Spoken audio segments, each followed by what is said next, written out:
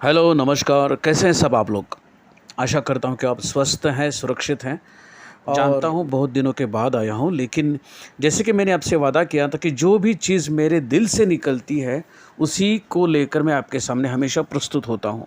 तो इस बार भी ख़ास वजह है, ख़ास कारण है। कहते हैं कि अगर आप भगवान शिव जी को मानते हैं, बहुत मानते हैं, उनके भक्त हैं, फिर आप चाहे किसी भी जाति धर्म के हो, तो जीवन में एक बार अवश्य काशी यात्रा करनी चाहिए। मैं बहुत भाग्यशाली हूँ कि ये सौभाग्य मुझे 2 बार प्राप्त हुआ। एक बार मेरे पिताजी के साथ, जो कि मेरा पहला फेरा था, और दूसरी बार मैं अकेला गया। उसी यात्रा को मैं आपके साथ यहाँ पे शेयर कर रहा हूँ, साझा कर रहा हूँ। तो आइए चलते हैं काशी अर्थात बनारस। जब आप वाराणसी पहुँचते हैं तो यहाँ आपके रहने के लिए हर प्रकार के आवास की सुविधा उपलब्ध है। जैसे कि स्टेशन के ऊपर ही डॉर्मेट्री की व्यवस्था है, और आपका बजट काफ़ी अगर कम भी है, तब भी आपको आपके बजट में यहाँ पे आवास यानी कि रहने की सुविधा उपलब्ध हो जाएगी। जैसे कि धर्मशाला हुई, डॉर्मेट्री हुई या होटल हुए। कम से कम 250-300 रुपये किराए से लेकर, प्रतिदिन किराए से लेकर 2500 रुपये तक के भी यहाँ पे आपको होटल प्रतिदिन के लिए मिल जाएंगे। रहने का इंतज़ाम आपका हो जाएगा। आप स्टेशन उतरने के बाद अगर आप सीधे मंदिर की तरफ जाना चाहते हैं, तो आपके लिए यहाँ पे स्पेशल रिक्शा के साथ साथ टोटो, हाँ, यहाँ की शेयरिंग रिक्शा को टोटो कहा जाता है, वो भी उपलब्ध है। अगर आप शेयरिंग से जाते हैं तो 20 से 25 रुपये प्रति व्यक्ति के हिसाब से आपको किराया देना पड़ेगा, या फिर अगर आप स्पेशल ऑटो करेंगे तो आपको लगभग 150 रुपये चार्ज लगाया जाएगा। लगभग 150 रुपये आपको किराया देना पड़ेगा। बस की सुविधा यहाँ पे देखने को मिली, लेकिन मंदिर तक जाने वाली कोई बस कम से कम मुझे तो नहीं मिली। फिर ऑटो वाले से ही पता चला कि ज़्यादा भीड़ भाड़ वाले एरिया में, क्षेत्र में बसें जाती ही नहीं। तो मंदिर क्षेत्र में जाने के लिए, जहाँ के मतलब कि मंदिर क्षेत्र के आसपास भी रहने की काफ़ी अच्छी सुविधाएं हैं वहाँ पे, जैसे कि मैंने पहले ही आपको कहा है, तो वहाँ तक जाने के लिए आपको स्पेशल रिक्शा या टोटो का ही सहारा लेना पड़ेगा। ये देखिए, ये है पवित्र गंगा मैया का दृश्य। यहाँ पर स्नान करके मन अद्भुत तरंगों से भर जाता है। जब पहली बार हम यहाँ वाराणसी में पहुँचे थे, तो मैं, मेरे पिताजी और मेरा एक दोस्त, जो कि ट्रेन में ही उससे मुलाकात हुई, काफ़ी अच्छी दोस्ती हुई, और अगले 4 दिनों तक वो मेरे साथ रहा। हम सब लोग, जब पहली बार हम लोगों ने स्नान किया तो सुबह के 4:30 बजे थे, काफ़ी सर्दी के दिन थे, लेकिन फिर भी गंगा मैया में डुबकी लगाने के बाद उस पानी का स्पर्श काफ़ी सुखद लगा हमें। सर्दी का तो ज़रा भी अनुभव नहीं हुआ, या फिर सर्दी से जो डर था पानी में उतरने का, वो बिल्कुल भी एकदम जैसे मानो गायब हो गया। फिर वहाँ से हम एक घाट से दूसरे घाट होते हुए मंदिर तक पहुँचे। मंदिर के अंदर किसी भी इलेक्ट्रॉनिक वस्तु को ले जाने की अनुमति नहीं है, तो मैं आपको मंदिर के अंदर के जो दृश्य है वो आपको नहीं दिखा पाऊँगा। लेकिन आपको एक बात की सावधानी बरतनी पड़ेगी, जो कि हमें लगा कि आपको बताना चाहिए कि आप जब भी दर्शन के लिए निकले, तो इस बात को अवश्य ध्यान में रखना कि आपके जूते, चप्पल, मोबाइल और कोई भी गैजेट हो, इलेक्ट्रॉनिक कोई भी चीज़ जैसे कि स्मार्ट वॉच भी हो, तो ये सब चीज़ें आपको रूम पर छोड़कर जानी चाहिए। नंगे पैर आपको दर्शन के लिए जाना है, जो कि अच्छा भी है। और अगर इन सब चीज़ों की वजह से आप वहाँ पे अटक जाओगे, क्योंकि मंदिर के अंदर ये सब ले जाने की अनुमति नहीं है, तो ये चीज़ें रखने के लिए ज़बरदस्ती आपको फूल, माला, प्रसाद जैसी चीज़ें लेनी पड़ती हैं, जो कि मन चाहे भावों पर, वो दरों पर वो लोग बेचते हैं, जो कि मुझे बहुत बुरा लगा इस बात का कि अपनी इच्छा के अनुसार हमें वहाँ पे खरीदी की मतलब कि चॉइस नहीं होती, अपने पास चुनाव नहीं होता। तो बेहतर है कि आप ये सब चीज़ें रख के जाएँ, और अपनी मर्ज़ी से जो भी फूल, माला, प्रसाद, भोग जो भी आपको ले जाना है भगवान के लिए, अपनी मर्ज़ी से लेके जाएँ, ना कि ज़बरदस्ती से। लेकिन आपको मैं केदार घाट का एक मंदिर ज़रूर दिखाऊंगा, जहाँ का अंदर का भी शूट करने का मुझे मौका मिला, और ये बहुत पुरातन शिवलिंग है, प्राचीन है और प्राकृतिक है। तो आइए इस मंदिर के दर्शन कर लेते हैं। ओम नमः शिवाय। ओम नमः शिवाय। ओम नमः शिवाय। ओम नमः शिवाय। ओम नमः शिवाय।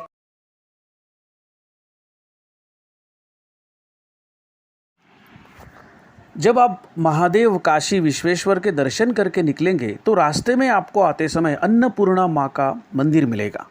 यहाँ पे आप दर्शन के साथ साथ सुबह 9 बजे से लेकर 5 बजे तक यहाँ पे मुफ्त में भोजन प्रसाद मिलता है, जिसका आप ज़रूर आस्वाद लें। और काफ़ी अच्छा भोजन आपको मिलता है और जितना मर्ज़ी अनलिमिटेड बोले तो ये यहाँ पे आपको खाना मिल जाएगा, प्रसाद मिल जाएगा। और अपनी इच्छा अनुसार आप यहाँ पे दान दक्षिणा भी दे सकते हैं। काशी विश्वेश्वर के दर्शन करके निकलने के बाद जो मुख्य मार्ग है वहाँ पे एक और मंदिर भी है जहाँ के दर्शन करने का और वहाँ का शूटिंग करने का सौभाग्य भी मुझे मिला। ये है उसकी झलक जो आप देख रहे हैं अभी। और ये मंदिर भी काफ़ी अच्छा है। फिर यहाँ से दर्शन करने के बाद, यहाँ से निकलने के बाद आपको खिचड़ी बाबा का प्रसाद भी मिल जाता है। अगर आप किसी कारण अन्नपूर्णा माँ का प्रसाद नहीं ले पाए तो बाहर यहाँ पे सुबह से लेकर शाम तक खिचड़ी बाबा का प्रसाद आपको मिल जाता है, जो खाने के बाद आपको बिल्कुल भी भूख नहीं लगेगी, इसका मैं दावा करता हूँ। तो देखिए, ये होने के बाद ख़रीदारी के काफ़ी सारे चुनाव विकल्प आपको मिले जाएंगे, जैसे कि बनारसी साड़ी हुई, रुद्राक्ष हुए। लेकिन यहाँ पे आपको एक सावधानी बरतनी है, जैसे कि रोड पर, रास्ते पर सस्ते दामों में रुद्राक्ष और बहुत सारी चीज़ें बेची जाती हैं जो कि 90% डुप्लीकेट होती हैं। तो आपको ये खबरदारी लेनी पड़ेगी यहाँ पे कि आपको ठगा न जाए, क्योंकि हम सब लोग श्रद्धा भाव से वहाँ पे जाते हैं तो कोई ना कोई भगवान शिव जी से जुड़ी हुई चीज़ हम लेकर आने की, उनकी याद में लेकर आने की बहुत कोशिश करते हैं। मैंने भी की, पहली बार मैं भी ठगा गया था, तो इसीलिए आपको ये बता रहा हूँ कि आप ज़रूर सावधानी बरतें।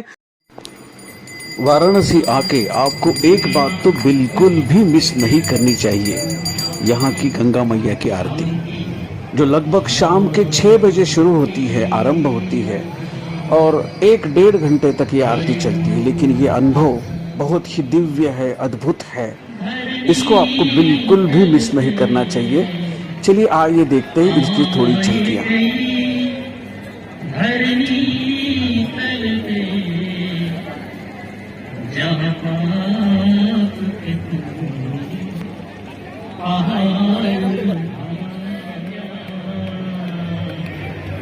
नाम लिए कितने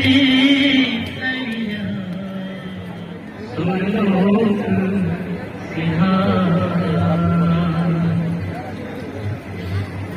तीर गए सो तरी तो कहाँ,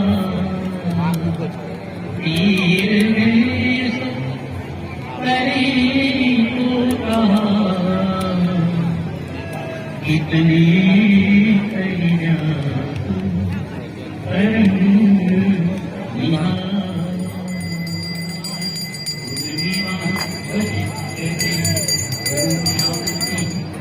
शांति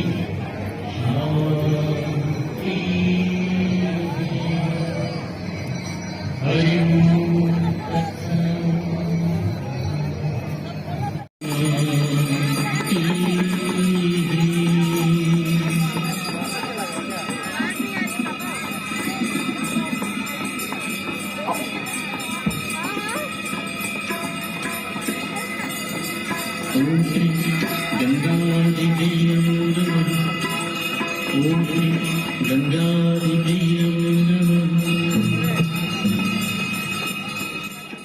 तो उम्मीद करता हूँ कि मेरा ये काशी यात्रा का अनुभव, ये वीडियो आपको ज़रूर पसंद आया होगा और आप भी कोशिश कीजिए, हो सके तो जीवन में एक बार, कम से कम एक बार काशी यात्रा करने की, और अपने पूरे परिवार के साथ ही यात्रा कीजिए। इस शहर के बारे में और यहाँ की महिमा के बारे में एक वीडियो में बताना तो नामुमकिन है, बिल्कुल भी मुमकिन नहीं है, लेकिन फिर भी मैंने एक छोटी सी झलक दिखाने की आपको कोशिश की है। तो आशा करता हूँ कि आप सभी कोशिश ज़रूर करेंगे काशी यात्रा करने की, वाराणसी जाने की। और इसी प्रार्थना के साथ आप सभी को, मेरे सभी प्यारे दर्शकों को दिवाली की शुभकामनाएं देते हुए आपसे आपका अजीज़, आपका दोस्त विनायक विदा लेता है। Good bye, take care, bye bye.